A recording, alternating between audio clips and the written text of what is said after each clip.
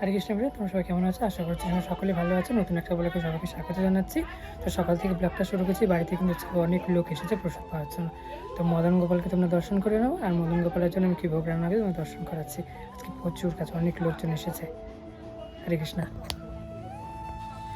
সবজি বসিয়েছি, সবজি হচ্ছে এটা মিক্স সবজি হচ্ছে এটা, আর এখানে চাটনি বসিয়েছি, আর ডাল ঠাল সব হয়ে গেছে।